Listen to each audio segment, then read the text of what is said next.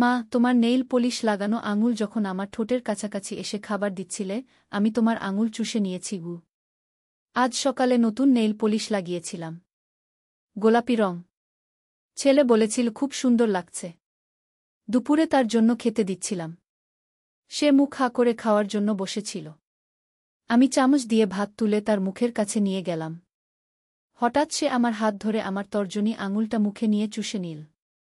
আমি চমকে উঠে হাত সরিয়ে নিলাম। বললাম, এ কি করিস? সে বলল, মা, তোমার নেইল পলিশের গন্ধ এত সুন্দর যে নিজেকে সামলাতে পারিনি। আমি বললাম, এসব কি বলিস? লজ্জা করে না? সে আমার হাত আবার ধরল। বলল, মা, তুমি যখন নিজেকে সুন্দর করে সাজাও, আমি তখন তোমাকে শুধু মা হিসেবে দেখি না।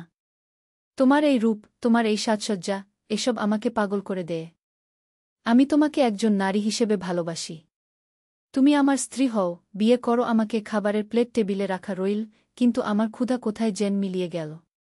এই গল্পটি সম্পূর্ণ শুনলে আপনাদের পানি অটোমেটিক বের হয়ে যাবে, সো যত দ্রুত সম্ভব হাতের কাছে টিস্যু নিয়ে বসে পড়ো। বিছানার চাদর যেন নষ্ট না হয় সেটা সম্পূর্ণ খেয়াল রাখার অনুরোধ জানিয়ে গল্পটি এখন শুরু করব। তার আগে সর্বশেষ অনুরোধ, দয়া করে এমন পানি বের করার গল্প নিয়মিত শুনতে আমাদের চ্যানেলটি সকলেই সাবস্ক্রাইব করুন। ধন্যবাদ। হ্যালো বন্ধুরা, আমার নাম প্রিয়া বসু। আমার বয়স ৩৯ বছর। আমার স্বামীর নাম রাহুল বসু, বয়স ৪২ বছর।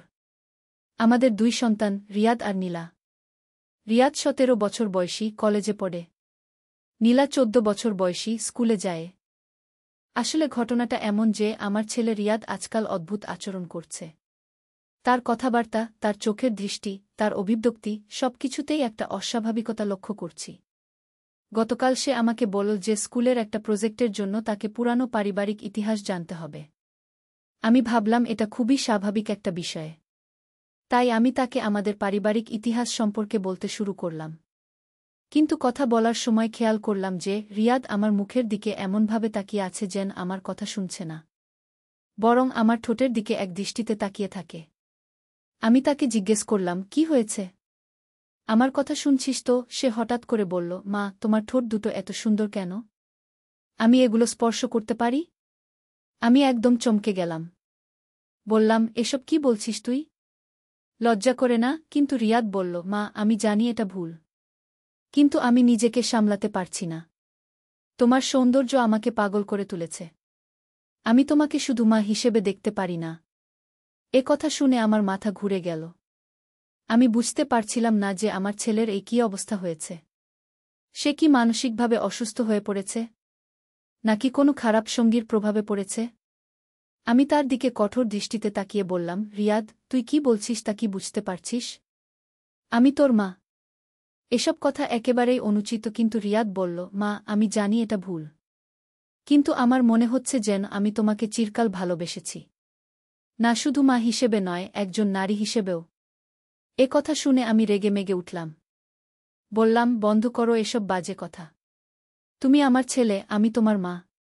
এর বাইরে আমাদের মধ্যে আর কোনো সম্পর্ক হতে পারে না। কিন্তু রিয়াদ বলল, মা, আমি তোমাকে বিয়ে করতে চাই। তুমি আমার স্ত্রী হয়ে যাও। এ কথা শুনে আমার রক্ত জমে গেল। আমি তার দিকে অবাক হয়ে তাকিয়ে রইলাম। এ ছেলে কি সত্যিই আমার ছেলে, নাকি কেউ আমার ছেলেকে কোনো জাদু করেছে?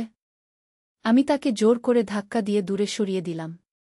কিন্তু তখনই হঠাৎ করে একটা অদ্ভুত ঘটনা ঘটল। রিয়াদের চোখের মণি হঠাৎ করে রং পাল্টে গেল। আগে যেটা কালো ছিল সেটা হয়ে গেল নীল। আর তার মুখে একটা অদ্ভুত হাসি ফুটে উঠল। সে বলল, প্রিয়া বসু, তুমি ভেবেছিলে যে আমি তোমার ছেলে রিয়াদ? আসলে আমি রিয়াদ নেই। আমি হলাম জিন জাতির রাজা আজরাইল। আমি তোমার ছেলের শরীর দখল করে নিয়েছি। আমি হতভম্ব হয়ে গেলাম। বললাম, এ কি বলছো তুমি? জিন? এসব তো রূপকথার গল্প। কিন্তু সে বলল, রূপকথার গল্প? তাহলে এই দেখো বলে সে হাত তুলল আর আমার সামনে টেবিলটা হাওয়ায় ভেসে উঠল। আমি ভয়ে চিৎকার করে উঠলাম। কিন্তু সে বলল, চিৎকার করো না। আমি তোমার কোনো ক্ষতি করব না। আমি শুধু তোমাকে একটা কথা বলতে এসেছি। আমি কাঁপতে কাঁপতে বললাম, কি কথা? সে বলল, তোমার পরিবারের উপর একটা অভিশাপ রয়েছে। তোমার দাদার দাদা একটা জিনের সাথে চুক্তি করেছিলেন। সেই চুক্তি অনুযায়ী প্রতি ১০০ বছর পর পর তোমাদের পরিবারের একজন নারীকে আমাদের রাজ্যে এসে সেবা করতে হবে। আমি বললাম, এ কি বলছো তুমি? আমি এসব বিশ্বাস করি না, কিন্তু সে বলল, বিশ্বাস না করলেও সত্য এটাই। তোমার পালা এসে গেছে। তোমাকে আমার সাথে আসতে হবে। আমি বললাম, আমি কোথাও যাব না। আর তুমি আমার ছেলের শরীর ছেড়ে বেরিয়ে যাও, কিন্তু সে বলল, তা হবে না।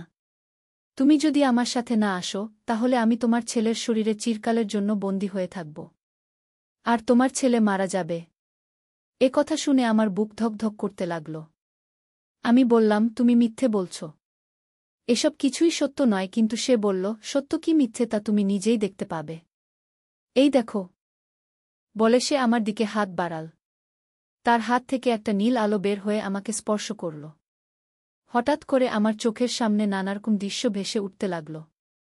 আমি দেখলাম যে আমার দাদার দাদা একটা গুহার মধ্যে এক বিশালাকার জিনের সামনে হাঁটু গেড়ে বসে আছেন। সেই জিন তাকে অনেক সম্পদ দিচ্ছে। আর বিনিময়ে তিনি প্রতিশ্রুতি দিচ্ছেন যে প্রতি ১০০ বছর পর পর তার বংশের একজন নারী এসে সেই জিনের সেবা করবে। এই দৃশ্য দেখে আমার মনে হল যেন আমি একটা স্বপ্ন দেখছি। কিন্তু সব কিছুই এত বাস্তব লাগছিল যে আমি বুঝতে পারছিলাম না যে এটা সত্য নাকি মিথ্যে। হঠাৎ করে সেই দৃশ্য মিলিয়ে গেল। আমি দেখলাম যে রিয়াদ আমার সামনে দাঁড়িয়ে আছে। কিন্তু তার চেহারায় আগের মতো সেই অদ্ভুত হাসি নেই। বরং তার চোখে অনুরোধের ভাব। সে বলল, মা, আমি জানি এটা তোমার জন্য খুব কষ্টকর। কিন্তু তুমি যদি আমার সাথে না আসো, তাহলে আমি মারা যাব। আর তোমার সব পরিবারের উপর বিপদ নেমে আসবে। আমি বললাম, কিন্তু তুমি যদি জিন হও, তাহলে তুমি কেন আমার প্রতি এমন অনুভূতি পোষণ করছ? জিনদের কি মানুষের প্রতি ভালোবাসা হয়? সে বলল, আসলে আমি তোমাকে বহুদিন ধরে দেখে আসছি। তোমার সৌন্দর্য, তোমার স্বভাব, তোমার ভালো মানুষই, এসব আমাকে মুগ্ধ করেছে। আমি তোমাকে ভালোবেসে ফেলেছি। আমি তোমাকে শুধু সেবিকা হিসেবে নয়, স্ত্রী হিসেবে পেতে চাই। আমি বললাম, কিন্তু আমার তো স্বামী আছে, সন্তান আছে। আমি কিভাবে তাদের ছেড়ে যেতে পারি? সে বলল, তোমাকে চিরকালের জন্য যেতে হবে না। শুধু একটা বছরের জন্য। ১ বছর পর তুমি ফিরে আসতে পারবে। আর তোমার পরিবার জানতেও পারবে না যে তুমি গিয়েছিলে। কারণ আমি একটা প্রতিরূপ তৈরি করে দেব যে তোমার জায়গায় থাকবে। এ কথা শুনে আমার মন একটু শান্ত হল। কিন্তু তবুও আমার সন্দেহ ছিল। আমি বললাম, আমি কিভাবে বিশ্বাস করব যে তুমি সত্য বলছ? হয়তো তুমি আমাকে নিয়ে গিয়ে আর ফিরিয়ে দেবে না। সে বলল, তুমি যদি আমাকে বিশ্বাস না করো, তাহলে আমি তোমাকে একটা প্রমাণ দিতে পারি বলে সে তার হাত থেকে একটা চকচকে পাথর বের করল। সেই পাথরটা দেখতে হীরার মতো, কিন্তু তার মধ্যে নীল রঙের আলো খেলা করছিল। সে বলল, এটা হলো সময়ের পাথর। এই পাথরের সাহায্যে তুমি ভবিষ্যৎ দেখতে পারবে। তুমি দেখতে পারবে যে তুমি যদি আমার সাথে আসো, তাহলে কি ঘটবে। আর যদি না আসো, তাহলেই বা কি ঘটবে। আমি সেই পাথরটা হাতে নিলাম। হঠাৎ করে আমার চোখের সামনে অনেক দৃশ্য ভেসে উঠল। আমি দেখলাম যে আমি যদি তার সাথে না যাই, তাহলে আমার ছেলে রিয়াদ সত্যিই মারা যাবে। শুধু তাই নয়, আমার স্বামী একটা দুর্ঘটনায় পড়বেন, আমার মেয়ে নীলা অসুস্থ হয়ে পড়বে। আর আমাদের পরিবারের উপর নানা রকম বিপদ নেমে আসবে। আর যদি আমি তার সাথে যাই, তাহলে দেখলাম যে আমার পরিবার সুখে শান্তিতে থাকবে। আমার স্বামী তার চাকরিতে উন্নতি করবেন। আমার ছেলে মেধাবী হয়ে উঠবে। আমার মেয়ে সুস্থ থাকবে। আর আমি ১ বছর পর ফিরে এসে তাদের সাথে আবার সুখে কাটাব। এই দৃশ্যগুলো দেখে আমার মনে হল যে হয়তো সত্যিই আমার এই সিদ্ধান্ত নেওয়া উচিত। কিন্তু তবুও আমার মন সন্দেহে ভরা ছিল। আমি তাকে বললাম, ঠিক আছে। আমি তোমার সাথে যাব। কিন্তু তুমি প্রতিশ্রুতি দাও যে ১ বছর পর আমাকে ফিরিয়ে দেবে। আর আমার পরিবারের কোনো ক্ষতি করবে না। সে বলল, আমি প্রতিশ্রুতি দিচ্ছি। ১ বছর পর তুমি ফিরে আসবে। আর তোমার পরিবার সুখেই থাকবে। তারপর সে আমার হাত ধরল। হঠাৎ করে আমার চোখে ঘুম এসে গেল। আমি কিছুই মনে রাখতে পারছিলাম না। যখন আমার ঘুম ভাঙল, তখন দেখি আমি একটা অপূর্ব সুন্দর প্রাসাদের মধ্যে শুয়ে আছি। চারদিকে সোনা রূপার কাজ। মুক্তা হীরার আলো। এমন সুন্দর জায়গা আমি জীবনে কখনো দেখিনি। আমি উঠে বসলাম। দেখি একজন সুন্দরী নারী আমার পাশে বসে আছেন। তিনি বললেন, তুমি জেগে উঠেছ? আমার নাম জারিনা। আমি এই প্রাসাদের রানী, রাজা আজরাইলের স্ত্রী। আমি অবাক হয়ে বললাম, স্ত্রী? তার তো আমাকে স্ত্রী করতে চাইছিল। জারিনা হেসে বললেন, জিনদের একাধিক স্ত্রী থাকতে পারে। তুমি হবে তার দ্বিতীয় স্ত্রী। আমি বললাম, কিন্তু আমি তো শুধু 1 বছরের জন্য এসেছি। জারিনা বললেন, হ্যাঁ, 1 বছরের জন্যই। কিন্তু এই 1 বছরে তুমি রাজার স্ত্রী হিসেবে থাকবে। আমার মন খারাপ হয়ে গেল। কিন্তু আমি বুঝতে পারলাম যে এখানে আমার কিছু করার নেই। আমাকে এই পরিস্থিতির সাথে মানিয়ে নিতে হবে। সেই দিন থেকে আমি সেই প্রাসাদে থাকতে শুরু করলাম। প্রথম কিছুদিন আমার খুব কষ্ট হচ্ছিল। আমি আমার পরিবারের কথা ভাবতাম। কিন্তু আজরাইল আমার সাথে খুব ভালো ব্যবহার করত। সে আমাকে সব রকম সুযোগ সুবিধা দিত। আস্তে আস্তে আমি সেখানকার পরিবেশের সাথে মানিয়ে নিলাম। আমি জানলাম যে জিনদের জগৎ আমাদের জগতের চেয়ে অনেক উন্নত। তাদের অনেক ক্ষমতা আছে। তারা ইচ্ছা করলেই যে কোনো কিছু করতে পারে। আজরাইল আমাকে তার জগতের নানা জায়গা ঘুরিয়ে দেখাল। আমি দেখলাম যে সেখানে অনেক সুন্দর বাগান আছে। এমন সব ফুল আছে যেগুলো আমাদের পৃথিবীতে নেই। এমন সব পাখি আছে যেগুলো কথা বলতে পারে। একদিন আজরাইল আমাকে একটা বিশেষ জায়গায় নিয়ে গেল। সেখানে একটা বড় পুকুর ছিল। সেই পুকুরের পানি ছিল স্বচ্ছ স্ফটিকের মতো। আজরাইল বলল, এটা হলো দর্শনের পুকুর। এই পুকুরে তুমি তোমার পরিবারকে দেখতে পারবে। আমি সেই পুকুরে তাকালাম। দেখলাম যে আমার স্বামী, ছেলে, মেয়ে সবাই ভালো আছে। আমার জায়গায় যে প্রতিরূপ আছে সে খুব ভালোভাবেই তাদের দেখাশোনা করছে। কেউ বুঝতেই পারছে না যে আমি আসলে নেই। এই দেখে আমার মন একটু শান্ত হল। আমি ভাবলাম যে আর মাত্র কয়েক মাস। তারপরই আমি ফিরে যাব। কিন্তু আস্তে আস্তে আমার মনে একটা পরিবর্তন আসতে লাগল। আজরাইলের ভালোবাসা, তার যত্ন, তার সৌন্দর্য, এসব আমাকে প্রভাবিত করতে লাগল। আমি তার প্রতি এক ধরনের আকর্ষণ অনুভব করতে লাগলাম।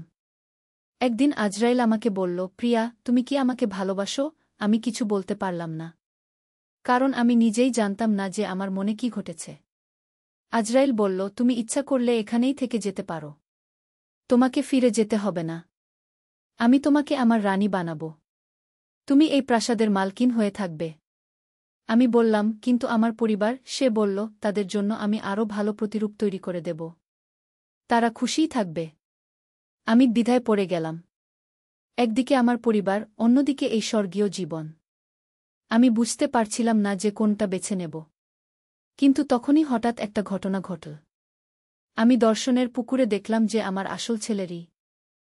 চায়ে চিনি দিতে গিয়ে ছেলে বলল এমন মিষ্টি কথা যে আমি বুঝতে পারলাম না আসল মিষ্টি কোনটা, চিনি নাকি তার ভালোবাসা। সন্ধ্যায় চা বানাচ্ছিলাম। ছেলে রান্নাঘরে এসে দাঁড়াল। মা, আজ আমি চা বানাব। আমি বললাম, পারবি? সে হাসল, তোমার কাছ থেকে শিখেছি। চুলায় পানি বসাল। চা পাতা দিল। মা, কতটুকু চিনি দেব? আমি বললাম, 2 চামচ। সে চিনি দিতে গিয়ে বলল, তোমার হাসি এই চিনির চেয়েও মিষ্টি। আমি হেসে দিলাম। চা ফুটে উঠল। মা, এই চা যেমন গরম, আমার ভালোবাসাও তেমনি গরম। দুধ দিয়ে রং সুন্দর হল।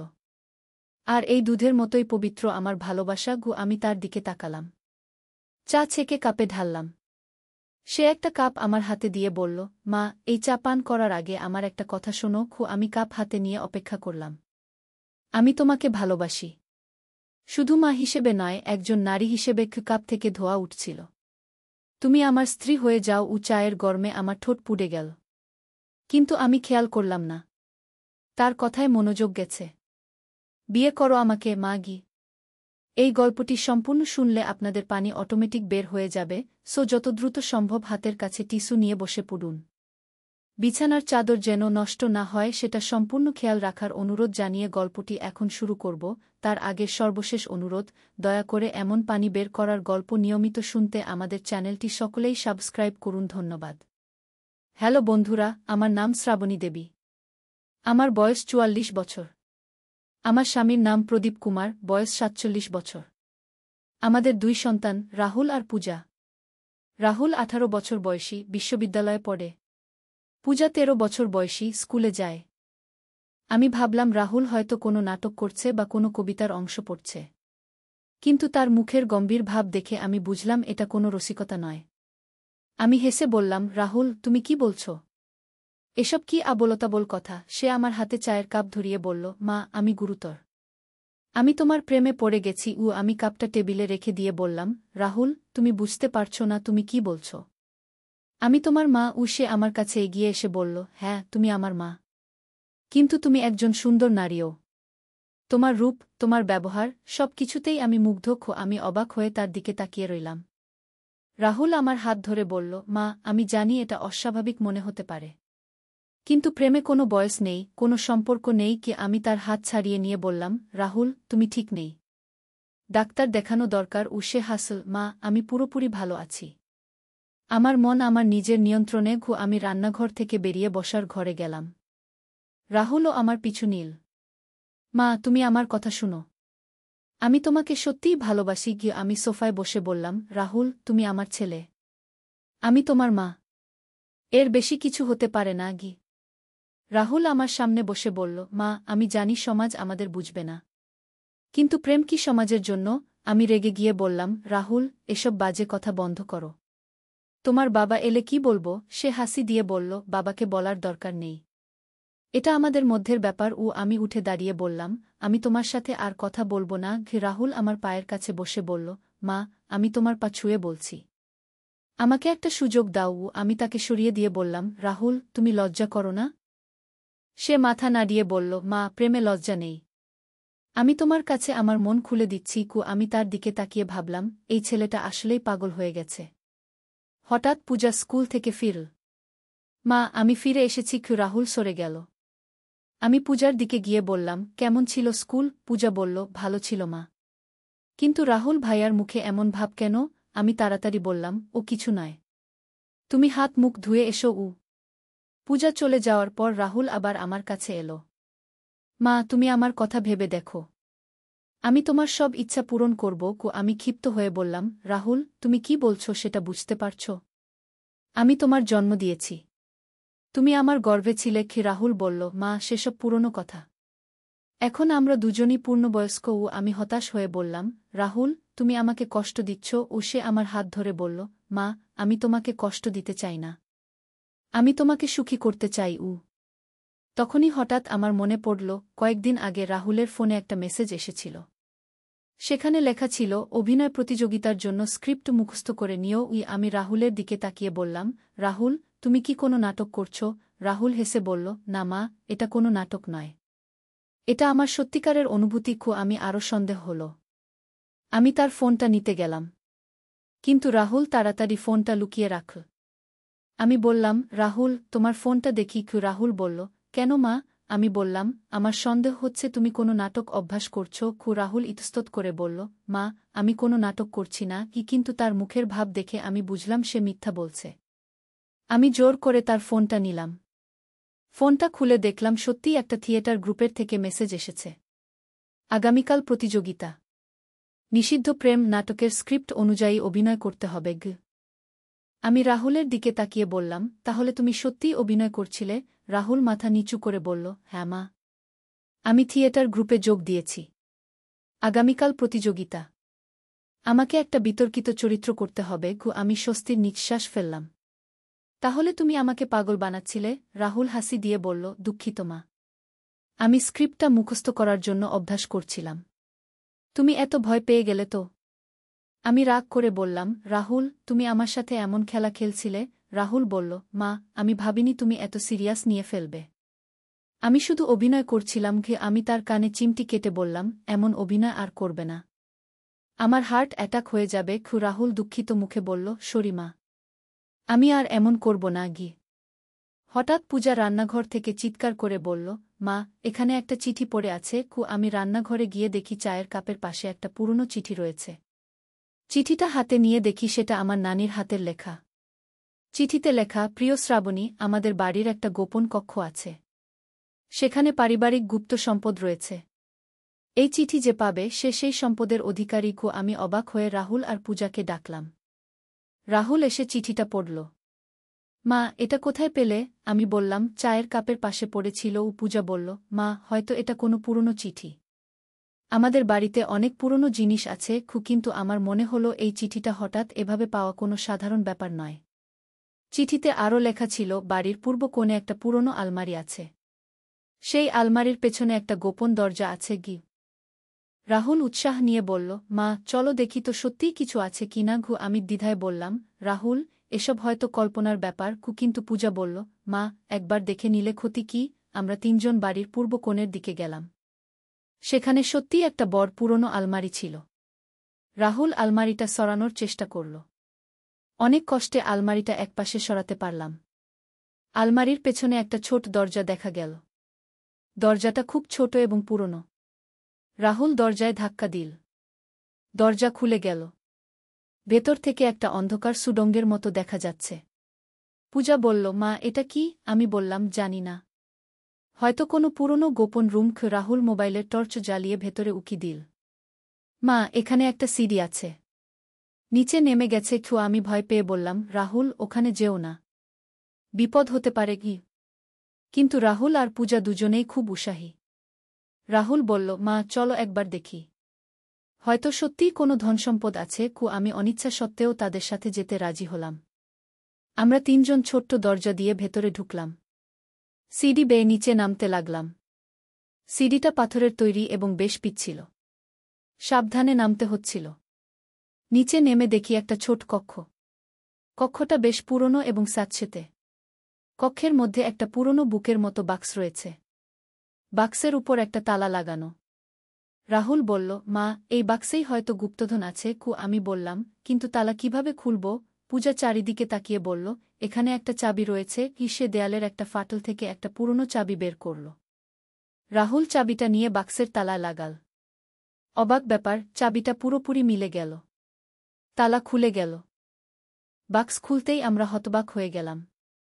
বাক্সের ভেতরে কিছু পুরনো স্বর্ণের গহনা, কিছু রূপার মুদ্রা আর কিছু পুরনো দলিলপত্র রয়েছে। রাহুল চিৎকার করে বলল, মা, আমরা ধনী হয়ে গেছি। পূজাও খুশি হয়ে নাচতে লাগল। আমি অবিশ্বাস্য চোখে সবকিছু দেখতে লাগলাম। পুরনো দলিলগুলো দেখে মনে হলো এগুলো আমাদের পূর্বপুরুষদের সম্পত্তির কাগজপত্র। একটা দলিলে লেখা ছিল, এই সম্পদ কেবল সেই পেতে পারে যে সত্যিকারের অভিনেতা, যে সবার সামনে নিজের অনুভূতি প্রকাশ করতে পারে। আমি রাহুলের দিকে তাকিয়ে বললাম, তুমি তোমার অভিনয়ের জন্যই আমরা এই ধনসম্পদ পেয়েছি। রাহুল হেসে বলল, মা, মনে হয় আমাদের নানি জানত আমি অভিনয় করব। পূজা বলল, কিন্তু নানি তো অনেক আগেই মারা গেছেন। তিনি কিভাবে জানলেন রাহুল ভাই অভিনয় করবে? এই প্রশ্নটা আমার মনেও এলো।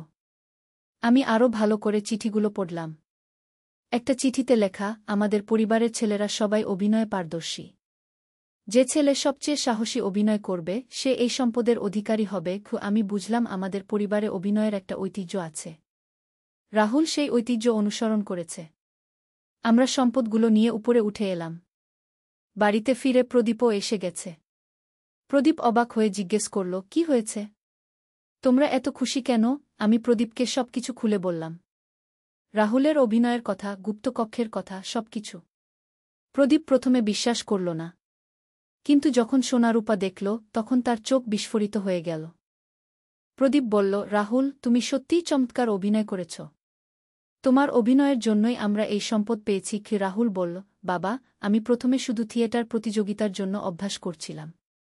কিন্তু এর ফলে আমরা এত কিছু পেয়ে গেলাম। পূজা বলল, রাহুল ভাই, তুমি এত ভালো অভিনয় করো যে মা সত্যি ভেবে বসেছিল। আমি হেসে বললাম, আমি তো ভেবেছিলাম তুমি সত্যিই পাগল হয়ে গেছ গু। সেদিন রাতে আমাদের পরিবারে এক অভিনব আনন্দ। আমরা সবাই একসাথে বসে পুরনো গল্পগুলো নিয়ে আলোচনা করলাম। প্রদীপ বলল, আমাদের পূর্বপুরুষরা সত্যিই খুব চালাক ছিল। তারা জানত কিভাবে পরিবারের ভবিষ্যৎ প্রজন্মকে পরীক্ষা করতে হয়। রাহুল বলল, বাবা, আমি আরও ভালো অভিনয় শিখব। হয়তো আমাদের পরিবারে আরও গোপন সম্পদ আছে। পূজা হাসি দিয়ে বলল, তাহলে আমিও অভিনয় শিখব। হয়তো আমার জন্যও কোনো সম্পদ রয়েছে গি। পরের দিন রাহুলের থিয়েটার প্রতিযোগিতা হল। সে চমৎকার অভিনয় করল এবং প্রথম পুরস্কার পেল। তার অভিনয় দেখে সবাই মুগ্ধ হয়ে গেল। বিচারকরা বলল, রাহুলের অভিনয়ে একটা প্রাকৃতিক সত্যতা আছে। মনে হয় সে সত্যিই সেই চরিত্রে বিলীন হয়ে গেছে। রাহুল পুরস্কার নিয়ে বাড়ি ফিরল। আমি তাকে অভিনন্দন জানিয়ে বললাম, তুমি সত্যিই দারুণ অভিনয় করেছ গু। রাহুল বলল, মা, তোমার সাথে যে অভ্যাস করেছিলাম সেটাই আমাকে সাহায্য করেছে। তুমি এত বিশ্বাস করেছিলে যে আমিও নিজেকে সেই চরিত্রে ডুবিয়ে দিতে পেরেছিলাম। আমি মাথা নাড়িয়ে বললাম, কিন্তু আমার তো হার্ট অ্যাটাক হওয়ার জোগাড় হয়েছিল গু। সেদিন সন্ধ্যায় আমরা সবাই মিলে আবার সেই গুপ্ত কক্ষে গেলাম। প্রদীপ বলল, এখানে আরও কিছু আছে কিনা দেখি। আমরা ভালো করে তল্লাশি করলাম। দেয়ালের একটা ইটের পেছনে আরেকটা চিঠি পেলাম। এই চিঠিতে লেখা ছিল একটা মানচিত্র। মানচিত্রে আমাদের গ্রামের বিভিন্ন জায়গা চিহ্নিত করা। পূজা উৎসুক হয়ে বলল, মা, এই মানচিত্রে কি দেখানো হয়েছে? আমি মানচিত্রটা ভালো করে দেখে বললাম, মনে হয় আমাদের গ্রামের পুরনো মন্দির, পুকুর আর বাজারের অবস্থান দেখানো হয়েছে। রাহুল বলল, হয়তো এই জায়গাগুলোতেও কোনো গুপ্ত সম্পদ লুকানো আছে। প্রদীপ বলল, তাহলে আমরা কাল থেকে এই জায়গাগুলো খোঁজ করব। পরের দিন সকালে আমরা প্রথমে গ্রামের পুরনো মন্দিরে গেলাম। মন্দিরটা প্রায় ১০০ বছরের পুরনো। পুরোহিত ঠাকুর আমাদের দেখে বলল, কি ব্যাপার, তোমরা এত সকালে মন্দিরে? আমি বললাম, ঠাকুর, আমরা একটু মন্দিরের ইতিহাস জানতে চাই। ঠাকুর বলল, এই মন্দির তোমাদের পূর্বপুরুষরাই তৈরি করেছিল।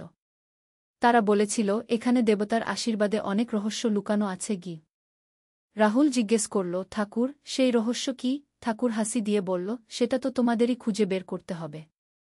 তবে শুনেছি যারা সত্যিকারের ভক্ত তারা দেবতার কাছ থেকে ইশারা পায়। আমরা মন্দিরের চারপাশে ঘুরে দেখলাম। মন্দিরের পেছনে একটা পুরনো কুজো আছে। কুশোর পাশে একটা পাথরে কিছু লেখা খোদাই করা। পূজা পাথরের লেখাটা পড়ার চেষ্টা করল।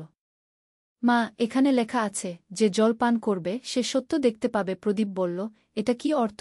রাহুল বলল, হয়তো এই কুয়োর জলে কোনো বিশেষত্ব আছে। আমি একটু ভয় পেয়ে বললাম, কিন্তু এই পুরনো কুজোর জল পান করা নিরাপদ তো? ঠাকুর আমাদের কথা শুনে এগিয়ে এলো। এই কুজোর জল একদম পবিত্র। আমার দাদু বলতো, এই জল পান করলে মানুষ অন্তর্দৃষ্টি পায়। রাহুল সাহস করে কুজো থেকে একটু জল তুলল। জলটা খুবই স্বচ্ছ এবং ঠান্ডা। সে একটু জল পান করল। কিছুক্ষণ পর রাহুল চোখ বন্ধ করে বলল, আমি কিছু দেখতে পাচ্ছি। আমরা সবাই উৎসুক হয়ে জিজ্ঞেস করলাম, কি দেখছ? রাহুল বলল, আমি দেখতে পাচ্ছি আমাদের বাড়ির বাগানে একটা পুরনো গাছের নিচে কিছু পুঁতে রাখা আছে। পূজা বলল, কোনো গাছ?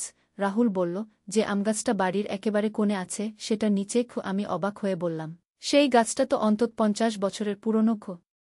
আমরা তাড়াতাড়ি বাড়ি ফিরে গেলাম। আমগাছটার নিচে মাটি খুঁড়তে শুরু করলাম। অনেক খোঁড়াখুড়ির পর একটা পুরনো কলসির মতো জিনিস পেলাম। কলসিটা মাটি থেকে বের করে পরিষ্কার করে দেখলাম তার গায়ে সুন্দর নকশা করা। কলসির মুখ একটা কাপড় দিয়ে বাঁধা। কাপড় খুলে দেখি কলসির ভেতরে আরও কিছু স্বর্ণমুদ্রা আর একটা চামড়ার থলি। থলি খুলে দেখি সেখানে একটা হীরার আংটি আর একটা চিঠি। চিঠিতে লেখা, যে এই আংটি পাবে সে আমাদের পরিবারের আসল উত্তরাধিকারী। এই আংটি পরলে যে কোনো বিপদ থেকে রক্ষা পাওয়া যায়। রাহুল আংটিটা হাতে নিয়ে বলল, মা, এটা আমি পরতে পারি? আমি বললাম, অবশ্যই। তুমিই তো এই সব আবিষ্কার করেছ। রাহুল আংটিটা তার আঙুলে পরল। আংটি পরার সাথে সাথেই রাহুলের মুখে একটা আলাদা উজ্জ্বলতা এসে গেল।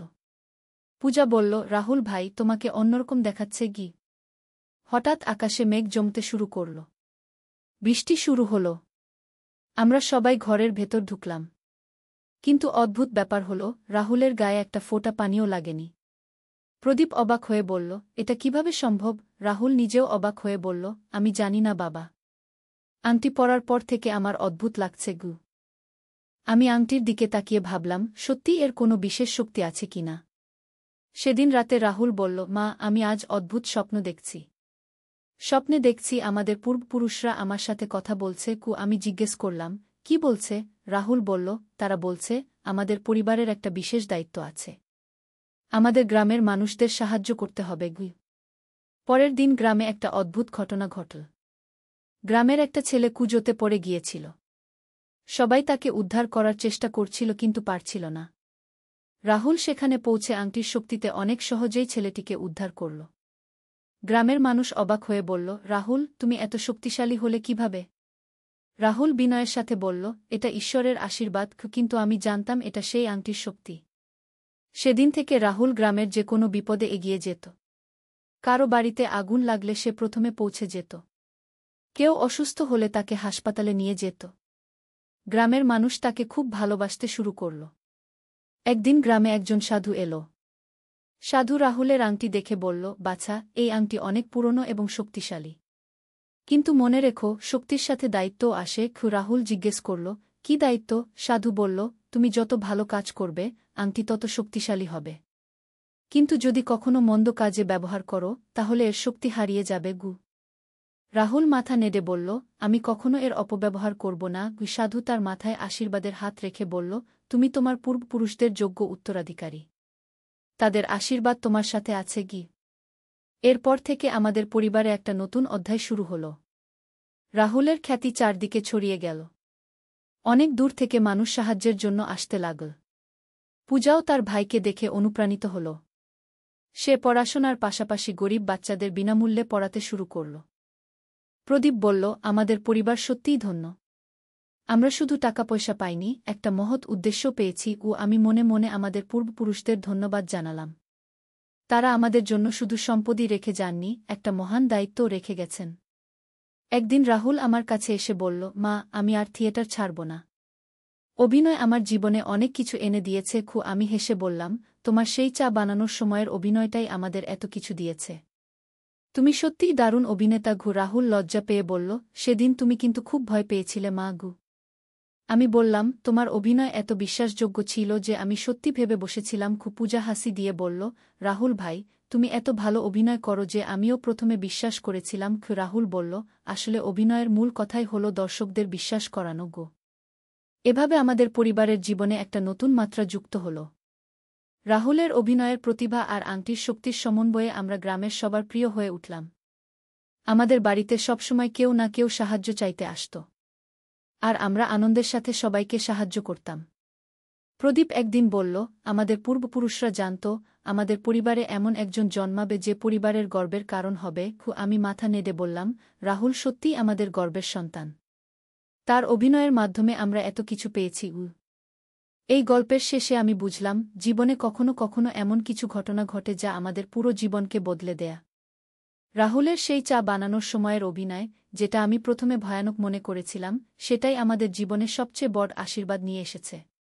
আজ আমাদের পরিবার শুধু ধনী নয়, সম্মানিত। আর এই সব কিছুর পেছনে রয়েছে রাহুলের অভিনয়ের প্রতিভা আর আমাদের পূর্বপুরুষদের আশীর্বাদ।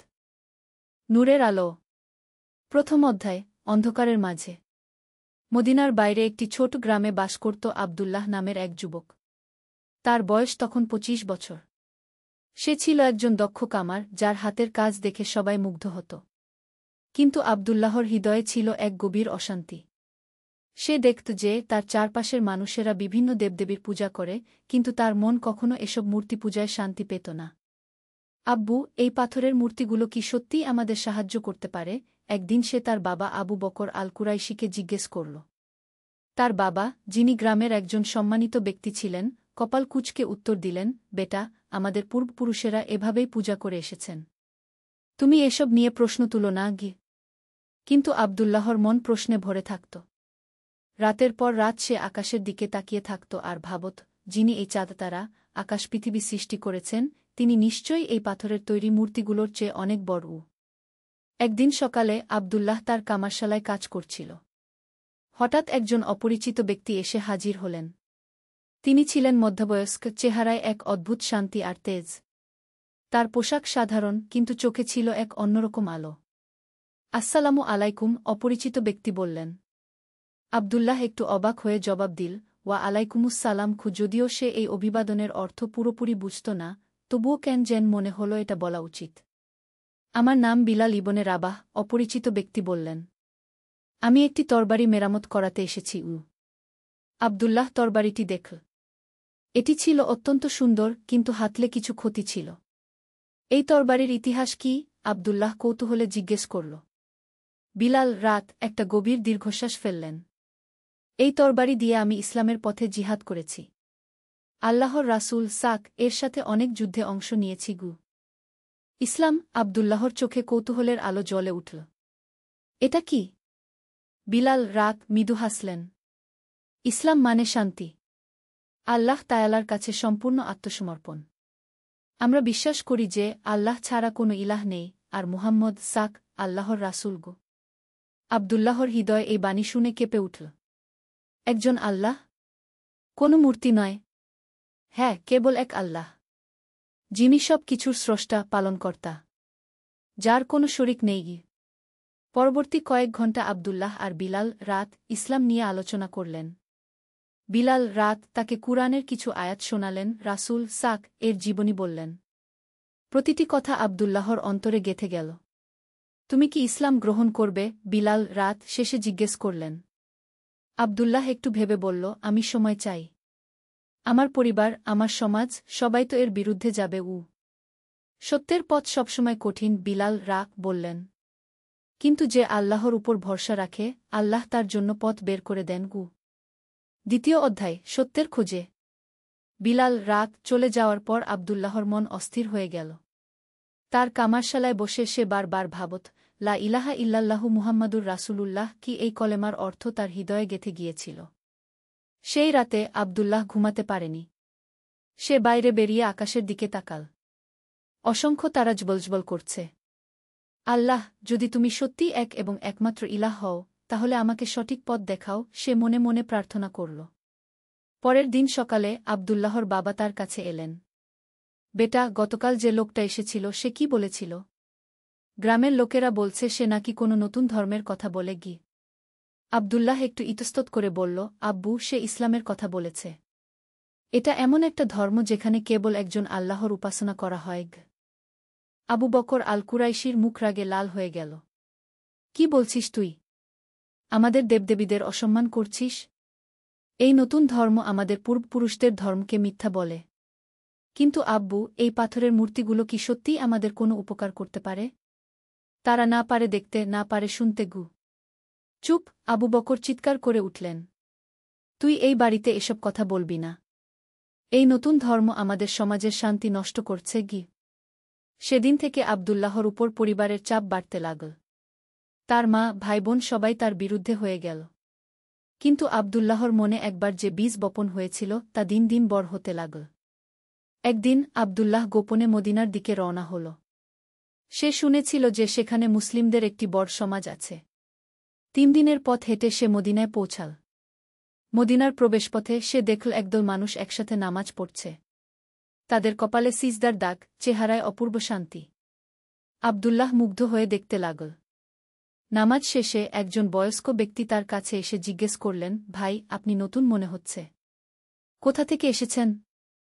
আমি মদিনার বাইরের একটি গ্রাম থেকে এসেছি। ইসলাম সম্পর্কে জানতে এসেছি, আবদুল্লাহ উত্তর দিল। বয়স্ক ব্যক্তি, যার নাম আবু আইজুব আল-আনসারী, রাত আবদুল্লাহকে তার বাড়িতে নিয়ে গেলেন। সেখানে আবদুল্লাহ প্রথমবারের মতো একটি সম্পূর্ণ মুসলিম পরিবারের সাথে থাকার সুযোগ পেল। ইসলাম শুধু একটা ধর্ম নয়, আবু আইজুব রাত ব্যাখ্যা করলেন। এটা একটা জীবন ব্যবস্থা। এটা আমাদের শেখায় কিভাবে আল্লাহর সাথে সম্পর্ক রাখতে হয়, মানুষের সাথে কেমন ব্যবহার করতে হয়। আবদুল্লাহ সেখানে 1 সপ্তাহ থাকল। প্রতিদিন সে নামাজ দেখত, কুরআন তিলাওয়াত শুনত, ইসলামের বিভিন্ন বিধান সম্পর্কে জানত। তার হৃদয় প্রশান্তিতে ভরে উঠল।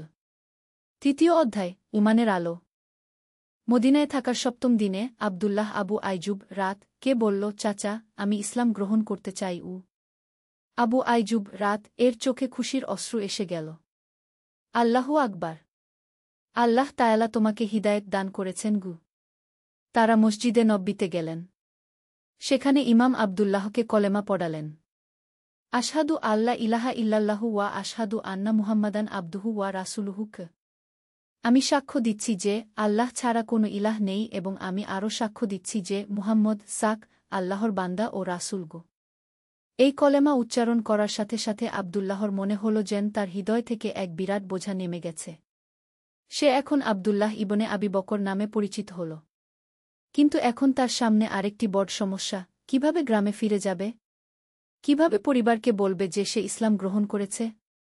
আবু আইজুব রাত তাকে সান্ত্বনা দিলেন, বৎস, যিনি তোমাকে এ পর্যন্ত পথ দেখিয়েছেন, তিনি আগামী পথেও তোমার সাহায্য করবেন। শুধু আল্লাহর উপর ভরসা রাখো কো। আবদুল্লাহ আরও 1 সপ্তাহ মদিনায় থেকে ইসলামের মৌলিক বিষয়গুলো শিখল।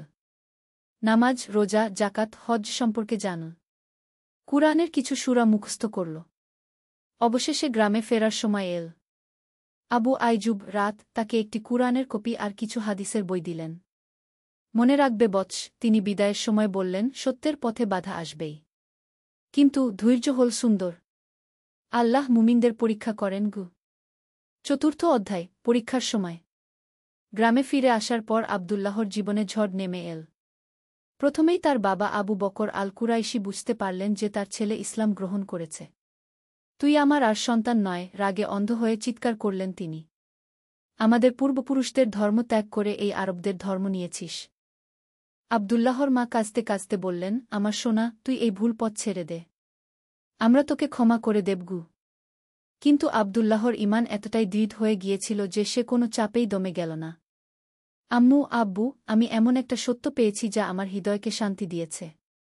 আল্লাহ ছাড়া কোনো ইলাহ নেই, এই বিশ্বাস আমাকে মুক্তি দিয়েছে। পরিবারের চাপ যখন সহ্যের বাইরে চলে গেল, তখন আবদুল্লাহ সিদ্ধান্ত নিল যে সে বাড়ি ছেড়ে আলাদা থাকবে। সে গ্রামের একটু দূরে একটি ছোট কুঁড়েঘর তৈরি করল আর সেখানে একাকী বসবাস করতে শুরু করল। গ্রামের মানুষেরা তাকে নিয়ে কানাঘুষা করত। দেখো, আবদুল্লাহ পাগল হয়ে গেছে। সে নাকি হাওয়ায় কথা বলে। কি তারা জানত না যে সে আসলে নামাজ পড়ছে, আল্লাহর কাছে দোয়া করছে। কিন্তু আল্লাহ তায়ালা আবদুল্লাহকে একেবারে একা রাখেননি। ধীরে ধীরে কিছু মানুষ তার কাছে আসতে শুরু করল। প্রথমে এসেছিল হাসান নামের এক তরুণ যার মন বিভিন্ন প্রশ্নে ভর্তি ছিল। আবদুল্লাহ ভাই, তুমি যে ধর্মের কথা বলো তাতে কি সত্যিই শান্তি পাওয়া যায়? হাসান জিজ্ঞেস করল। আবদুল্লাহ মৃদু হেসে বলল, হাসান, তুমি যখন রাতে আকাশের দিকে তাকাও তখন কি মনে হয় না যে যিনি এত বিশাল মহাবিশ্ব সৃষ্টি করেছেন তিনি নিশ্চয়ই এক এবং অতুলনীয়? এভাবে আবদুল্লাহ ধীরে ধীরে ইসলামের দাওয়াত দিতে শুরু করল। সে কোনো জোর করত না, কোনো চাপ দিত না। শুধু যুক্তি আর কুরআনের আয়াত দিয়ে মানুষের হৃদয় স্পর্শ করার চেষ্টা করত।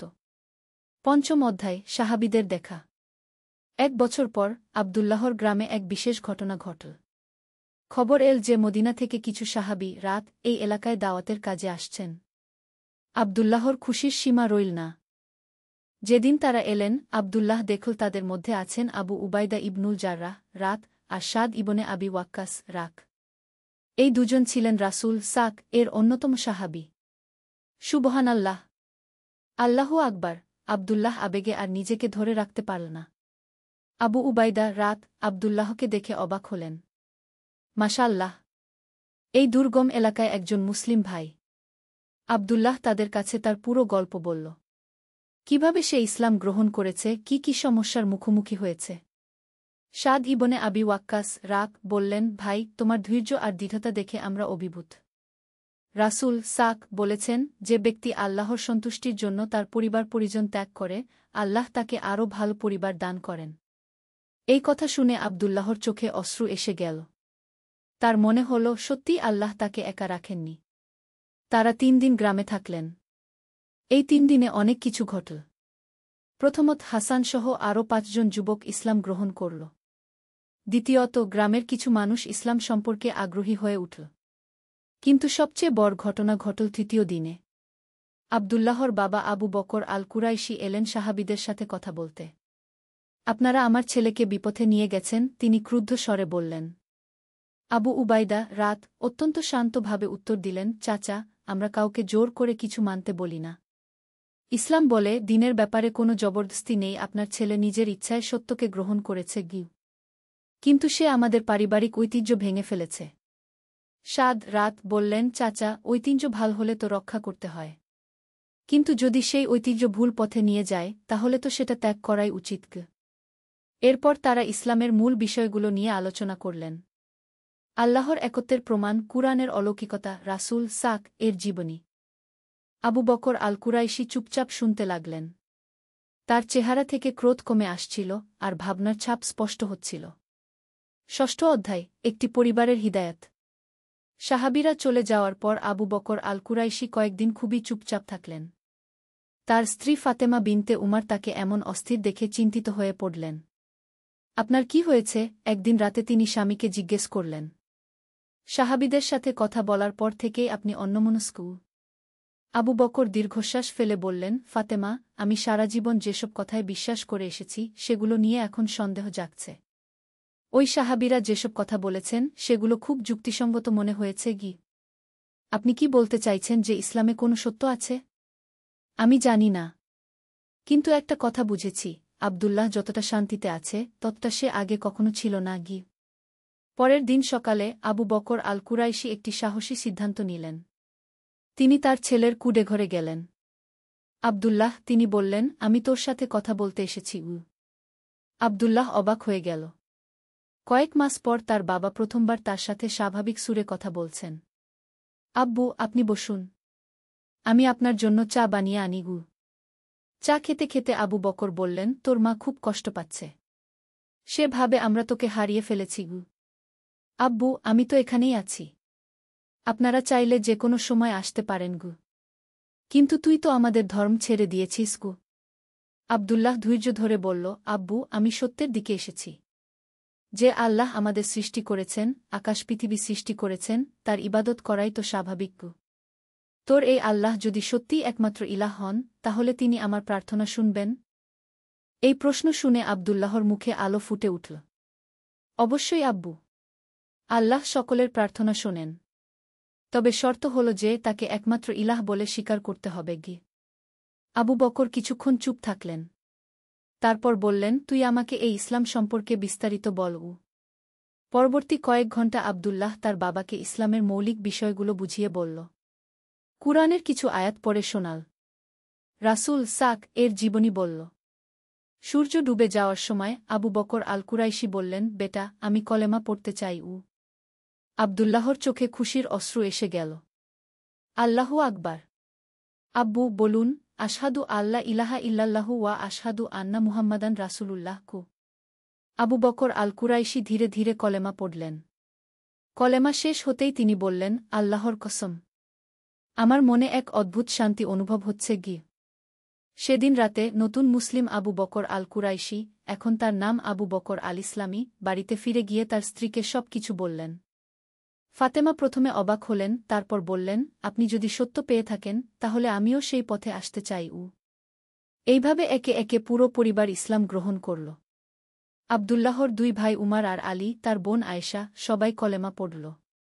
সপ্তম অধ্যায়, দাওয়াতের সম্প্রসারণ। পরিবার ইসলাম গ্রহণ করার পর গ্রামে একটা বড় পরিবর্তন আসল।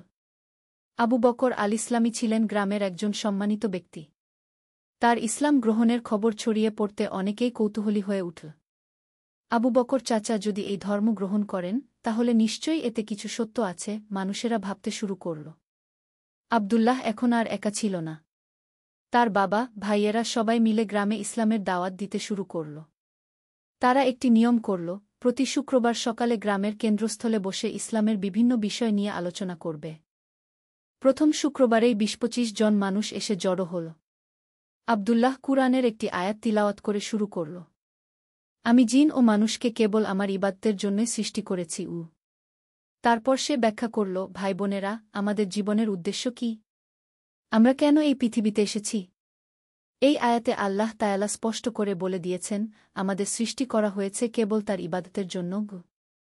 গ্রামের বয়স্ক একজন ব্যক্তি, ইউসুফ ইবনে মাসুদ, প্রশ্ন করলেন, কিন্তু আমরা তো আমাদের দেবতাদের পূজা করি। সেটাও তো ইবাদত। আবু বকর আল ইসলামী উত্তর দিলেন, ইউসুফ ভাই, যিনি আমাদের সৃষ্টি করেছেন, তিনিই ঠিক করবেন কিভাবে তার ইবাদত করতে হবে। আমাদের মনগড়া পদ্ধতিতে ইবাদত করলে তো হবে না গি। তাহলে কিভাবে জানব সঠিক পদ্ধতি কি? এজন্যেই আল্লাহ তায়ালা নবী রাসূল পাঠিয়েছেন। সর্বশেষ নবী মুহাম্মদ সাক আমাদের জানিয়ে দিয়েছেন সঠিক পথ কি গু। এভাবে প্রতি শুক্রবারে আলোচনা চলতে লাগল। ধীরে ধীরে আরও অনেকে ইসলাম গ্রহণ করতে শুরু করল। ৩ মাস পর গ্রামে প্রায় ৫০ জন মুসলিম হয়ে গেল। তারা সবাই মিলে গ্রামের একপাশে একটি ছোট মসজিদ তৈরি করল। প্রতিদিন ৫ ওয়াক্ত নামাজে সেই মসজিদ মুসল্লিদের কণ্ঠে আল্লাহু আকবার কু তাকবীরে মুখরিত হয়ে উঠত। অষ্টম অধ্যায়, শত্রুতা ও ধৈর্য। কিন্তু গ্রামের সবাই এই পরিবর্তনে খুশি ছিল না। যারা পুরনো ধর্মে বিশ্বাস করত, তারা মুসলিমদের ক্রমবৃদ্ধিতে বিরক্ত হয়ে উঠল। তাদের নেতা ছিল আবু জাহল আল মুশরিক নামের একজন ধনী ব্যবসায়ী। এই মুসলিমরা আমাদের গ্রামের শান্তি নষ্ট করছে, আবু জাহল তার অনুসারীদের বলল। আমাদের কিছু একটা করতে হবে। একদিন রাতে আবু জাহল আর তার ১০-১২ জন লোক মসজিদে হামলা করল। তারা মসজিদের দেওয়াল ভেঙে দিল, কুরআনের কপিগুলো ছিঁড়ে ফেল। পরের দিন সকালে ফজরের নামাজের জন্য যখন মুসলিমরা মসজিদে এল, তারা এই ধ্বংসজ্ঞ দেখে স্তম্ভিত হয়ে গেল। কয়েকজন তরুণ মুসলিম রেগে গিয়ে বলল, আমাদের প্রতিশোধ নিতে হবে। আমরা ওদের বাড়িঘর জ্বালিয়ে দেব। কিন্তু আব্দুল্লাহ তাদের থামিয়ে দিয়ে বলল, ভাইয়েরা, রাসূল সাক আমাদের শিখিয়েছেন ধৈর্য ধরতে। তিনি মক্কায় কত অত্যাচার সহ্য করেছেন, কিন্তু কখনো প্রতিশোধ নেননি গিয়ে। তাহলে আমরা কি করব? চুপচাপ সহ্য করে যাব? আবু বকর আল ইসলামী বললেন, আমরা এই মসজিদ আবার গড়ব, আরও সুন্দর করে। আর আল্লাহর কাছে দোয়া করব যেন তিনি আমাদের শত্রুদের হিদায়েত দান করেন। মুসলিমরা সবাই মিলে মসজিদ পুনর্নির্মাণ করল। এবার এটা আরও বড় আর সুন্দর হল। কিন্তু আবু জাহল থেমে থাকেনি। সে গ্রামের অন্যান্য অমুসলিমদের উস্কানি দিতে লাগল। এই মুসলিমরা আমাদের ব্যবসায় ক্ষতি করছে। ওরা বলে সুদ খাওয়া হারাম, জুয়া খেলা হারাম। এভাবে চললে আমাদের আয়ের পথ বন্ধ হয়ে যাবে। একদিন আবু জাহল আবদুল্লাহর কামারশালায় এসে ধমক দিয়ে বলল, আবদুল্লাহ, তুই এই গ্রামে ফিতনা ছড়াচ্ছিস। তোর ধর্ম প্রচার বন্ধ কর। আবদুল্লাহ শান্তভাবে জবাব দিল, আবু জাহল ভাই, আমি কাউকে জোর করছি না। যারা সত্যকে গ্রহণ করতে চায় তারা নিজেদের ইচ্ছাই করছে। তোর এই সত্যমিথ্যার কথায় আমাদের পূর্বপুরুষদের অসম্মান হচ্ছে। ভাই, সত্য কখনো কারো অসম্মান করে না। সত্য মানুষকে সঠিক পথ দেখায়। আবু জাহল রাগে লাল হয়ে চলে গেল। সেদিন থেকে সে আর তার অনুসারীরা মুসলিমদের উপর নানা ধরনের অত্যাচার শুরু করল। নবম অধ্যায়, পরীক্ষার কঠিন সময়। মুসলিমদের উপর অত্যাচার দিন দিন বাড়তে লাগল। আবু জাহল আর তার দল বাজারে মুসলিম ব্যবসায়ীদের দোকানে পাথর ছুটত। মুসলিম বাচ্চাদের স্কুলে যেতে বাধা দিত। একদিন এক ভয়ানক ঘটনা ঘটল। হাসান, যে প্রথম দিকে ইসলাম গ্রহণ করেছিল, তাকে আবু জাহলের লোকেরা মারধর করল। তার পুরো মুখ ফুলে গিয়েছিল। কেন আমাদের সাথে এমন হচ্ছে? হাসান কাঁদতে কাঁদতে আবদুল্লাহকে জিজ্ঞেস করল। আল্লাহ যদি আমাদের সাহায্য করেন তাহলে এত কষ্ট কেন? আবদুল্লাহ হাসানের কপালে হাত রেখে বলল, ভাই, আল্লাহ তায়ালা কুরআনে বলেছেন, মানুষ কি মনে করে যে তারা শুধু আমরা ঈমান এনেছি বললেই ছেড়ে দেওয়া হবে এবং তাদের পরীক্ষা করা হবে না? এই কষ্ট আমাদের ঈমানের পরীক্ষা। আল্লাহ দেখছেন আমরা কতটা ধৈর্যশীল। কিন্তু এই অত্যাচার কখন শেষ হবে? আল্লাহই ভাল জানেন। তবে তিনি ওয়াদা করেছেন যে মুমিনদের সাহায্য করবেন। সত্যিই কিছুদিন পর একটি ঘটনা ঘটল যা সবাইকে অবাক করে দিল। আবু জাহলের ছেলে খালিদ হঠাৎ অসুস্থ হয়ে পড়ল। প্রচণ্ড জ্বর, সারা শরীরে যন্ত্রণা। গ্রামের সব চিকিৎসক দেখাল, কিন্তু কোনো ফল হল না। এক রাতে খালিদের অবস্থা খুবই খারাপ হয়ে গেল। মনে হচ্ছিল সে বুঝি মারা যাবে। আবু জাহল অসহায় হয়ে পড়েছিল। শেষ পর্যন্ত তার স্ত্রী তাকে বলল, শুনেছি মুসলিমদের দোয়া খুব ফলপ্রসূ হয়। আবদুল্লাহদের কাছে গিয়ে দেখো না। প্রথমে আবু জাহল রাজি হয়নি, কিন্তু ছেলের জীবন বাঁচানোর জন্য শেষ পর্যন্ত সে আবদুল্লাহর কাছে এল। আবদুল্লাহ, সে বিনীত স্বরে বলল, আমার ছেলে মরে যাচ্ছে। তুমি তোমার আল্লাহর কাছে দোয়া করগু। আবদুল্লাহ কোনো কটু কথা বলল না। সে শুধু বলল, চলো আমরা সবাই মিলে আল্লাহর কাছে দোয়া করিগু। সেই রাতে সব মুসলিম খালিদের সুস্থতার জন্য দোয়া করল। তারা কোনো শর্ত দেয়নি, কোনো প্রতিশোধ নেয়নি। সুবহানাল্লাহ। পরের দিন সকালে খালিদের জ্বর ছেড়ে গেল। সে সুস্থ হয়ে উঠল। দশম অধ্যায়, হৃদয়ের পরিবর্তন। খালিদের আরোগ্যের পর আবু জাহল খুবই বিব্রত বোধ করল। যাদের সে এতদিন অত্যাচার করেছে তারাই তার ছেলের জন্য দোয়া করেছে। তোমরা আমার সাথে এত ভালো ব্যবহার কেন করলে? সে আবদুল্লাহকে জিজ্ঞেস করল। কারণ আমাদের রাসূল শিখিয়েছেন, যে তোমার সাথে মন্দ ব্যবহার করে তুমি তার সাথে ভালো ব্যবহার কর। এতে তার হৃদয় পরিবর্তন হতে পারে। আবু জাহলের চোখে পানি এসে গেল। আমি তোমাদের সাথে কত অন্যায় করেছি। তোমরা প্রতিশোধ নিতে পারতে। আমরা প্রতিশোধ নিতে চাই না। আমরা চাই তুমি সত্যকে বুঝতে পারো। এই ঘটনার পর আবু জাহলের মনোভাব ধীরে ধীরে পরিবর্তন হতে শুরু করল। সে মুসলিমদের আর অত্যাচার করল না, বরং তাদের আচার আচরণ, তাদের নৈতিকতা লক্ষ্য করতে লাগল। কয়েক মাস পর এক জুমার দিনে আবু জাহল মসজিদে এল। সবাই অবাক হয়ে গেল। খুতবার পর সে দাঁড়িয়ে বলল, আমি আপনাদের কাছে ক্ষমা চাই। আমি অনেক অন্যায় করেছি। আজ আমি ইসলাম গ্রহণ করতে চাই। পুরো মসজিদ আল্লাহু আকবার কি তাকবীরে মুখরিত হয়ে উঠল। আবু জাহল কলেমা পড়ল আর তার নাম হয়ে গেল আবু জাহল আল মুহতাদি, যে হিদায়াত পেয়েছে। তার ইসলাম গ্রহণের পর গ্রামে একটা বিপ্লব ঘটে গেল। যারা তার নেতৃত্বে মুসলিমদের বিরোধিতা করছিল তারাও একে একে ইসলামের সৌন্দর্য দেখতে পেল। 6 মাসের মধ্যে পুরো গ্রামের 90% মানুষ ইসলাম গ্রহণ করল। গ্রামের নাম হয়ে গেল কারিয়াতুল ইসলাম, ইসলামের গ্রাম। একাদশ অধ্যায়, জ্ঞানের প্রসার। গ্রামে ইসলামের প্রসারের পর আবদুল্লাহ একটা নতুন সমস্যা দেখতে পেল। মানুষেরা ইসলাম গ্রহণ করেছে, কিন্তু তাদের ইসলামী শিক্ষা নেই। কুরআন পড়তে জানে না, নামাজের নিয়ম ঠিকভাবে জানে না। আমাদের একটা মাদ্রাসা তৈরি করতে হবে, আব্দুল্লাহ তার বাবা আর অন্যান্য বড়দের সাথে আলোচনা করে বলল। কিন্তু আমাদের তো পর্যাপ্ত জ্ঞান নেই, আবু বকর আল-ইসলামী বললেন। আমরা কিভাবে অন্যদের শেখাব? আমাদের মদিনা থেকে একজন আলেম নিয়ে আসতে হবে গি।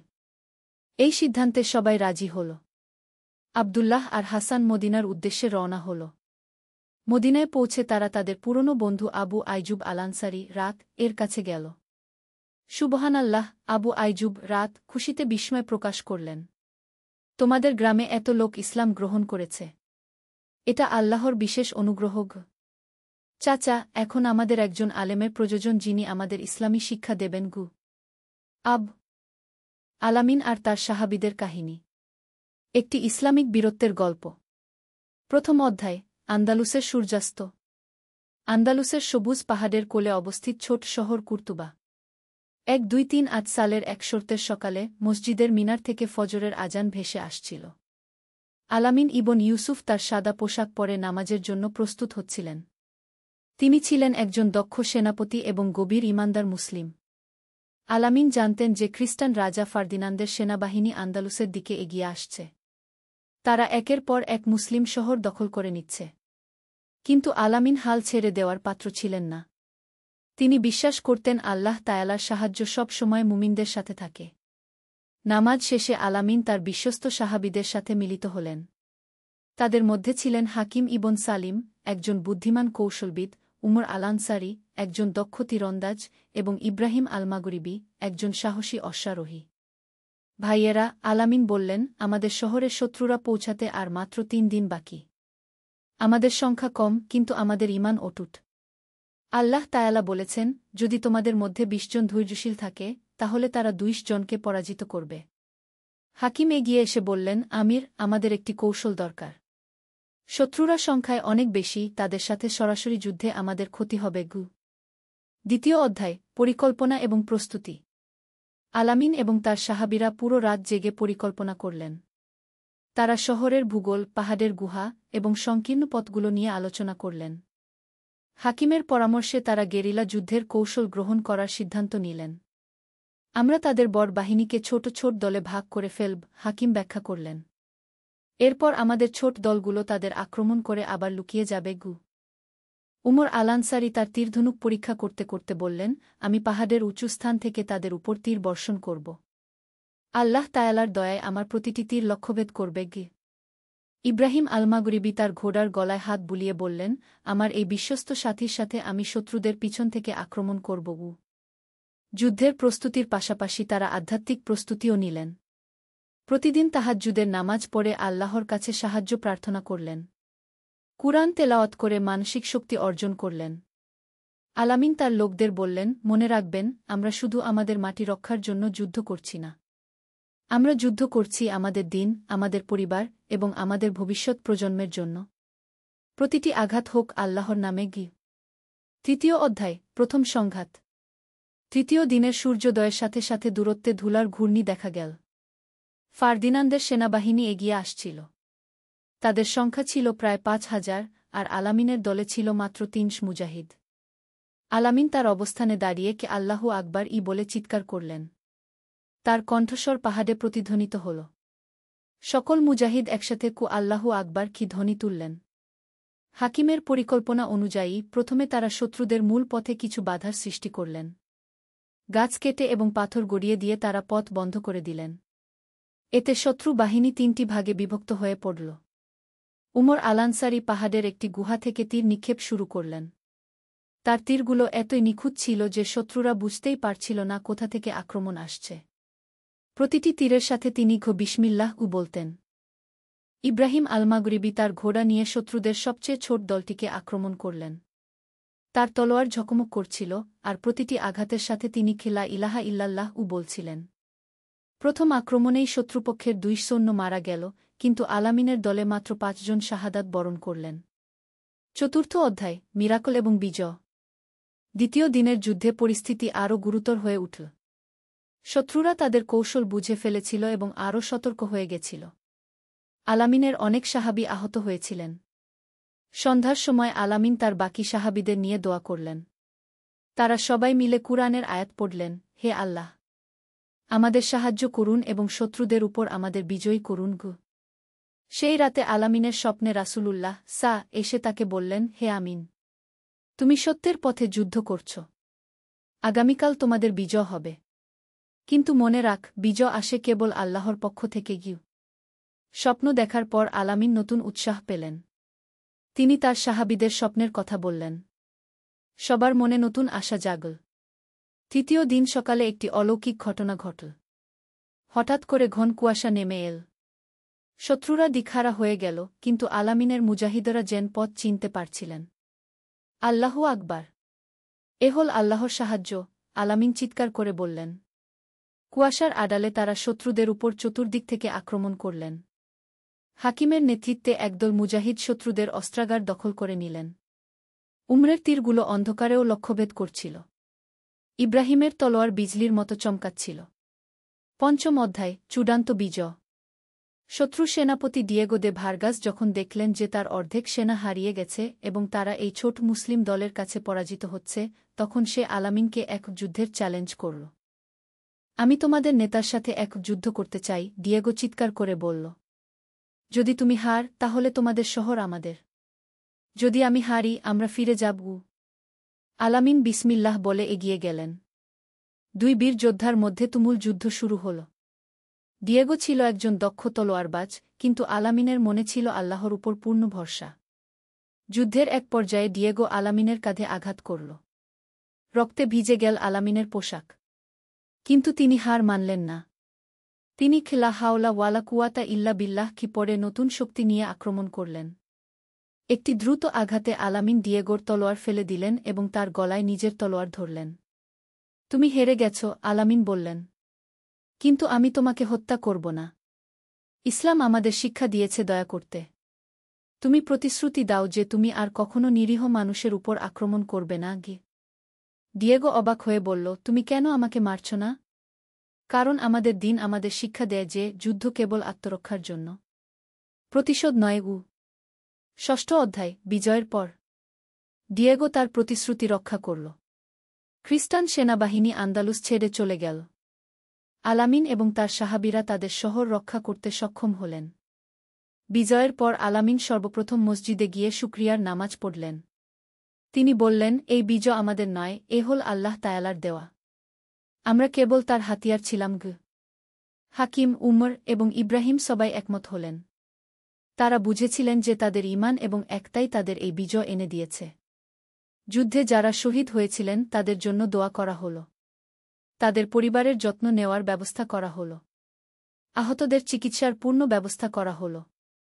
সপ্তম অধ্যায়, শিক্ষা এবং উপদেশ। বিজয়ের কিছু দিন পর আলামিন তার সাহাবীদের সাথে বসে এই যুদ্ধের শিক্ষা নিয়ে আলোচনা করলেন। ভাইয়েরা, তিনি বললেন, এই যুদ্ধ আমাদের অনেক কিছু শিখিয়েছে। প্রথমত, আল্লাহর উপর পূর্ণ ভরসা রাখতে হয়। দ্বিতীয়ত, একতা এবং পরিকল্পনা ছাড়া কোনো লড়াই জেতা যায় না। হাকিম যোগ করলেন, আর সবচেয়ে বড় শিক্ষা হল, ন্যায়ের জন্য লড়াই করলে আল্লাহ সাহায্য করেন।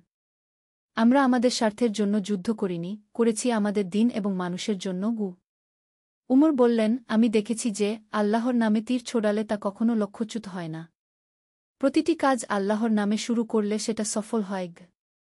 ইব্রাহিম তার অভিজ্ঞতা শেয়ার করে বললেন, যুদ্ধের মাঝেও আমরা আমাদের মানবিকতা হারাইনি।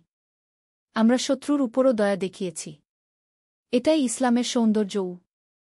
অষ্টম অধ্যায়, উত্তরাধিকার। বছরের পর বছর কেটে গেল। আলামিনের বীরত্বের কাহিনী সারা আন্দালুসে ছড়িয়ে পড়ল। তরুণ মুসলিমরা তার কাছ থেকে যুদ্ধের কৌশল এবং জীবনের শিক্ষা নিতে আসত। আলামিন তাদের বলতেন, মনে রাখ, প্রকৃত জিহাদ হল নিজের নফসের বিরুদ্ধে জিহাদ। বাইরের শত্রুর চেয়ে ভিতরের শত্রু বেশি বিপজ্জনক। তোমরা প্রথমে নিজেদের সংশোধন কর, তারপর বাইরের দুনিয়াকে সংশোধনের চেষ্টা করগু। তিনি আরও বলতেন, যুদ্ধ সব সময়ের জন্য নয়। যুদ্ধ হল শেষ উপায়। আমাদের আসল কাজ হল মানুষের কল্যাণ করা, ইলম অর্জন করা এবং আল্লাহর দ্বীন প্রচার করা। হাকিম ইবন সালিম একটি মাদ্রাসা প্রতিষ্ঠা করলেন যেখানে ইসলামিক শিক্ষার পাশাপাশি যুদ্ধের কৌশলও শেখানো হতো। উমর আলানসারি তীরন্দাজি শেখানোর একটি একাডেমি খুললেন। ইব্রাহিম আলমাগরিবি অশ্বারোহণের একটি প্রশিক্ষণ কেন্দ্র স্থাপন করলেন। নবম অধ্যায়, জীবনের সন্ধ্যা। বয়স বাড়ার সাথে সাথে আলামিন আরও বেশি আল্লাহর ইবাদতে মগ্ন হয়ে পড়লেন। তিনি অধিকাংশ সময় মসজিদে কাটাতেন, কুরআন তেলাওয়াত করতেন এবং তরুণদের শিক্ষা দিতেন। একদিন তার এক শিষ্য জিজ্ঞেস করল, উস্তাদ, আপনার জীবনের সবচেয়ে বড় শিক্ষা কি? আলামিন মৃদু হেসে বললেন, সবচেয়ে বড় শিক্ষা হল এই যে, আল্লাহ তায়ালা সব সময় আমাদের সাথে আছেন। যখন আমরা তার পথে চলি, তখন তিনি আমাদের এমন শক্তি দেন যা আমরা কল্পনাও করতে পারি না। সেই যুদ্ধে আমরা জিতেছিলাম আমাদের তলোয়ারের জোরে নয়, জিতেছিলাম আমাদের ইমানের জোরে। কিউ তিনি আরও বললেন, জীবনে অনেক যুদ্ধ আসবে। কখনো বাইরের শত্রুর সাথে, কখনো নিজের মনের শয়তানের সাথে। কিন্তু যদি আল্লাহর উপর ভরসা রাখ এবং সৎ সাহাবীদের সাথে থাক, তাহলে কোনো যুদ্ধেই তুমি হারবে না। 10ম অধ্যায়, অনন্তযাত্রা। 8 বছর বয়সে আলামিন ইবন ইউসুফ ইন্তেকাল করলেন। তার জানাজায় হাজারো মানুষ উপস্থিত হয়েছিল। হাকিম, উমর এবং ইব্রাহিম, তার সেই বিশ্বস্ত 3 সাহাবী তার কবরে মাটি দিলেন। হাকিম কাঁদতে কাঁদতে বললেন, আমাদের আমির চলে গেলেন, কিন্তু তার শিক্ষা আমাদের সাথে রয়ে গেল। উমর বললেন, তিনি আমাদের শিখিয়েছেন যে মৃত্যু কোনো শেষ নয়, এটি নতুন যাত্রার শুরু। ইব্রাহিম যোগ করলেন, তিনি এখন জান্নাতে আছেন, সেসব শহীদদের সাথে যারা আমাদের সাথে যুদ্ধ করেছিলেন। একাদশ অধ্যায়, চিরন্তন বার্তা। আজও আন্দালুসের মানুষেরা আলামিন ইবন ইউসুফের কাহিনী বলে। তার জীবন থেকে আমরা শিখি: 1. তাওয়াক্কুল, আল্লাহর উপর ভরসা, যত বড় সমস্যাই আসুক, আল্লাহর উপর পূর্ণ ভরসা রাখতে হবে। 2. একতা ও ভ্রাতৃত্ব, একা কেউ বড় কিছু করতে পারে না। ভালো সাহাবীদের সাথে থাকতে হবে। 3. কৌশল ও পরিকল্পনা, ইমানের সাথে বুদ্ধিমত্তাও দরকার। আল্লাহ বলেছেন, তোমরা প্রস্তুতি নাও। 4. দয়া ও ন্যায়, শত্রুর উপরও দয়া দেখানো ইসলামের শিক্ষা। 5. জ্ঞান অর্জন, যুদ্ধের পাশাপাশি ইলম অর্জন করাও জরুরি। 6. ধৈর্য ও অধ্যবসায়, কঠিন সময়েও ধৈর্য ধরতে হবে এবং হাল ছাড়া যাবে না। 7. শুকরিয়া, সফলতার পর আল্লাহর শুকরিয়া আদায় করতে হবে এবং অহংকার করা যাবে না। আলামিনের এই কাহিনী আমাদের মনে করিয়ে দেয় যে জীবনে আমাদের অনেক যুদ্ধ করতে হয়। কখনো পরীক্ষার যুদ্ধ, কখনো দারিদ্র্যের বিরুদ্ধে যুদ্ধ, কখনো নিজের নফসের বিরুদ্ধে যুদ্ধ। কিন্তু যদি আমরা আল্লাহর উপর ভরসা রাখি এবং সৎ পথে চলি, তাহলে আল্লাহ তায়ালা আমাদের সাহায্য করবেন। উপসংহার, আমাদের জন্য শিক্ষা। আজকের যুগেও আলামিনের মতো মুসলিমদের প্রয়োজন, যারা ঈমানদার, সাহসী, বুদ্ধিমান এবং দয়ালু। যারা শুধু নিজের স্বার্থ নয়, বরং সমাজের কল্যাণের কথা চিন্তা করে। হাকিম ইবন সালিমের মতো আমাদের দরকার পরিকল্পনাকারী এবং বিচক্ষণ মানুষ। উমর আলানসারির মতো দক্ষ এবং নিষ্ঠাবান কর্মী। ইব্রাহিম আলমাগরিবির মতো সাহসী এবং দৃঢ়চেতা যোদ্ধা। আর সবার উপরে আলামিন ইবন ইউসুফের মতো নেতা, যিনি আল্লাহভীরু, ন্যায়পরায়ণ এবং জনগণের সেবায় নিয়োজিত। তাদের এই কাহিনী আমাদের শেখায় যে সংখ্যায় কম হলেও যদি ঈমান মজবুত হয় এবং একতা থাকে, তাহলে আল্লাহ তায়ালা অবশ্যই বিজয় দান করেন। যেমন কুরআনে আল্লাহ বলেছেন, আর আল্লাহ তোমাদের সাহায্য করলে তোমাদের উপর কেউ বিজয়ী হতে পারবে না। সূরা আলে ইমরান, আয়াত 160। এই গল্পটি আমাদের প্রেরণা দেয় যেন আমরাও আমাদের জীবনে আলামিনের মতো আল্লাহর উপর ভরসা রাখি, সৎসঙ্গী নির্বাচন করি, ন্যায়ের পক্ষে দাঁড়াই এবং যে কোনো বিপদে ধৈর্য ধরি। আল্লাহ তায়ালা আমাদের সবাইকে আলামিন এবং তার সাহাবীদের মতো ঈমানদার এবং সাহসী মুসলিম হওয়ার তাওফিক দান করুন। আমিন। সমাপ্ত। যারা ঈমান আনে এবং সৎকর্ম করে, তাদের জন্য রয়েছে জান্নাত, যার নিচ দিয়ে প্রবাহিত হয় নদীসমূহ। তারা সেখানে চিরকাল থাকবে। সূরা বাকারা, আয়াত 2-5।